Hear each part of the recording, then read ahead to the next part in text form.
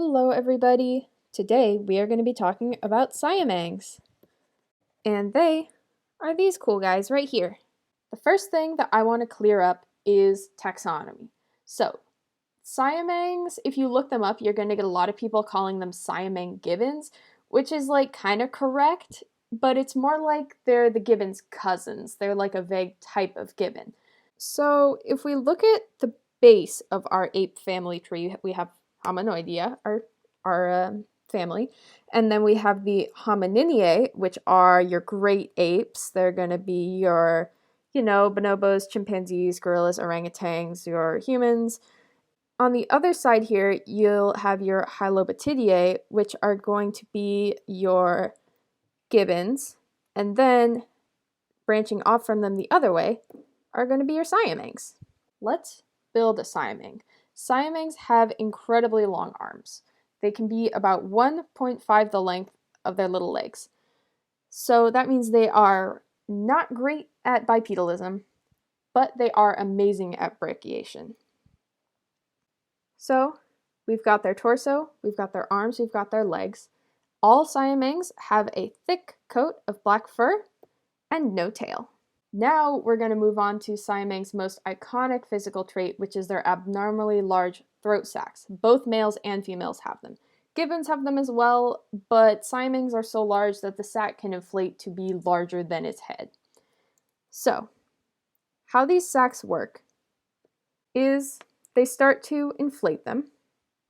Once they get large enough, their larynx creates sound which reverberates through the sac, amplifying it. Then they open their mouths and they yell. And they yell and they yell and they yell and they yell and they yell. Very, very loudly. It's been recorded that their calls can reach up to 113 decibels. This is an extreme, but it's about as loud as a rock concert or a loud leaf blower. So if you can imagine trying to talk to somebody while they're using a leaf blower a foot away from you, you have the idea of the power of a very loud siamang. There are a lot of fantastic videos out there, like this one that went semi-viral, which I saw on social media a couple years ago.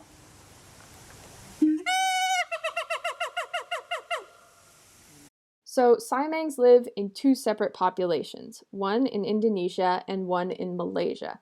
Some people consider these two different populations to be subspecies, but that's debated back and forth. Siamangs are found mostly in the rainforests, though some of them live in certain lowland areas. And they can be found in about the middle of the canopy where there's plenty to eat and they are relatively safe from predators. They are incredible brachiators capable of moving very fast and very efficiently through the forest. So siamangs are primarily folivores, which means that they eat leaves and pretty much any plant matter that they can digest with that big plant-eating body of theirs.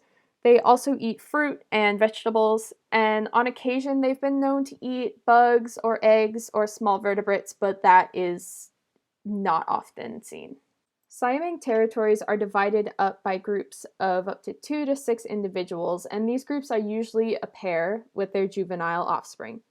Siamangs were previously known to researchers for their monogamy and how devoted they were to their mates. However, more recent observations have shown otherwise, with about 25% of copulations happening outside of these monogamous relationships.